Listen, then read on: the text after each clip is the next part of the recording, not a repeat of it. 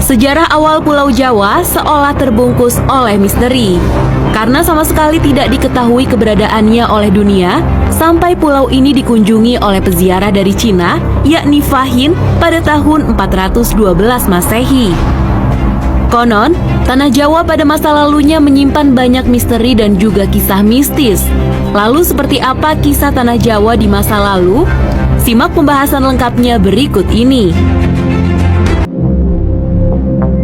Berdasarkan buku Sejarah Gaib Tanah Jawa karangan C.W. Leadbeater, cetakan 1 Maret tahun 2015, disebutkan pada 2000 tahun sebelum Masehi, Pulau Jawa sudah menjadi koloni bangsa Atlantis.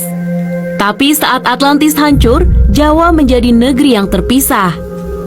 Di saat masih dikuasai oleh bangsa Atlantis inilah, ajaran gaib hitam dan juga sesat mulai diajarkan kepada penduduk yang tinggal di tanah Jawa ini.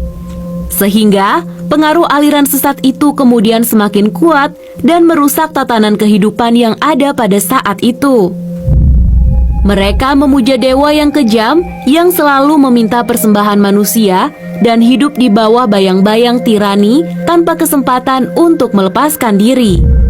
Pada zaman itu, mereka diperintahkan oleh raja yang merangkap imam agung dari aliran hitam itu. Di antara raja ini, ada seorang yang sungguh fanatik dalam kepercayaan aliran hitam. Sang raja memiliki keyakinan bahwa hanya dengan menjalankan praktik kepercayaan yang mengorbankan darah setiap hari, maka wilayahnya dapat diselamatkan dari kehancuran. Hal ini didasari oleh keyakinan bahwa dewa-dewa ganas dan haus darahlah yang memegang kendali atas tanah Jawa pada saat itu.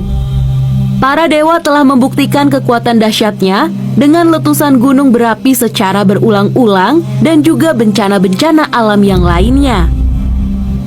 Raja tersebut lalu memutuskan untuk melakukan sebuah pemagaran gaib demi untuk menjaga dan memelihara perlindungan atas tanah Jawa. Salah satu caranya adalah dengan praktik ilmu gaib dari para ahli sihir. Hal ini dilakukan agar kelak semua sesembahan darah kepada dewa-dewa haus darah yang bercokol di seluruh Jawa tetap dilanjutkan di sepanjang abad-abad yang akan datang. Demi terwujudnya maksud itu, dia kemudian menciptakan mantra yang sangat kuat di atas tanah Jawa agar aliran hitam yang dianutnya tersebut tidak akan lenyap selamanya. Efek dari hal itu masih dapat dilihat baik secara eteris maupun astral dalam bentuk awan gelap yang besar yang melayang-layang di atas Pulau Jawa.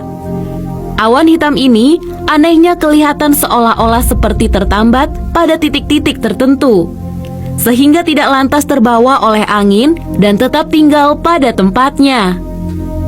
Titik-titik lokasi awan hitam ini sengaja dimagnetisir oleh raja dekat dengan kawah-kawah gunung berapi.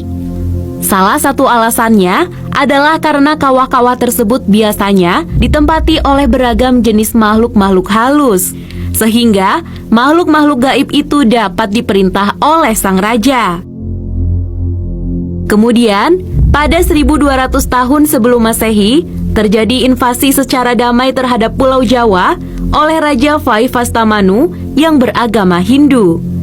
Mereka datang secara damai dan tinggal di pantai dan pada akhirnya membentuk kota perdagangan kecil yang independen. Seiring waktu, kekuatan para pendatang Hindu ini meningkat pesat dan akhirnya menjadi dominan dalam komunitas. Akan tetapi, walaupun agama Hindu telah diterima oleh penduduk, namun dalam kenyataannya, pemujaan lama terhadap ajaran sesat tetap dilaksanakan dan praktik ilmu gaib malah semakin menjamur.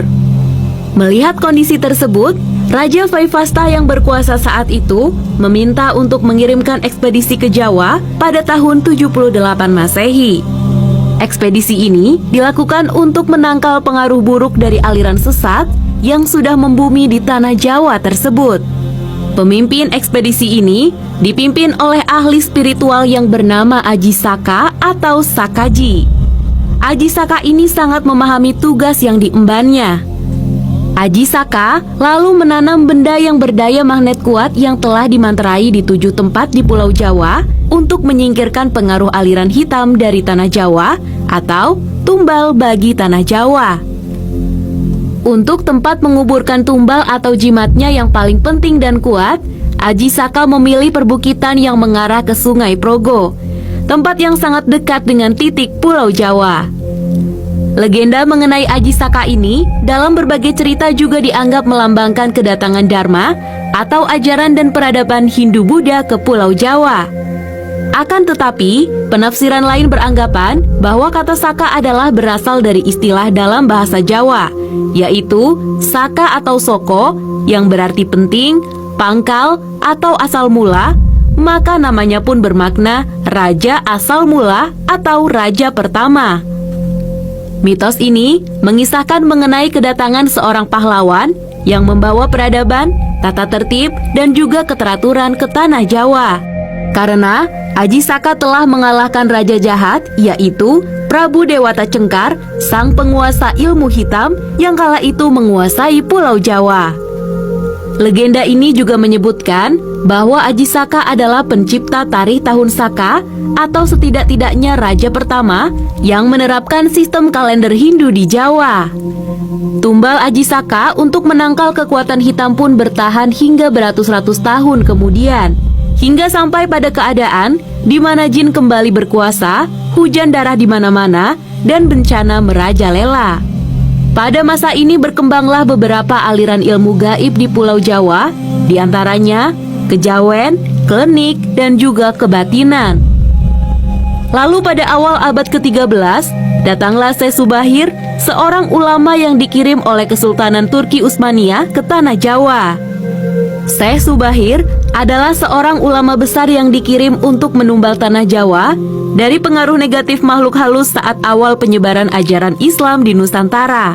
Karena Syekh Subahir mengetahui kondisi Pulau Jawa banyak dipengaruhi oleh unsur gaib yang sangat mengganggu. Lalu, Syekh Subahir membawa batu hitam dari Arab yang telah dirajah. Kemudian, dengan karomah yang dimilikinya, batu hitam dengan nama Raja Aji Kalacakra tersebut dipasang di tengah-tengah tanah Jawa, yaitu di puncak Gunung Tidar, Magelang. Karena Gunung Tidar dipercayai sebagai titik sentral atau pakunya tanah Jawa. Hasilnya, kekuatan gaib yang mengganggu di Pulau Jawa pun dapat dihalau. Pada masa ini, ilmu kebatinan berkembang lagi menjadi beberapa cabang, yaitu ketabiban, kewaskitaan, kesaktian, kanuragan, kekebalan, pengasihan, termasuk juga tenaga dalam. Kemudian sepeninggalan Syekh Subahir, pemagaran gaib terhadap pengaruh negatif dilanjutkan oleh para wali songo. Para wali ini mengajarkan agama Islam. Salah satu di antaranya yang terkenal yaitu Sunan Kalijaga.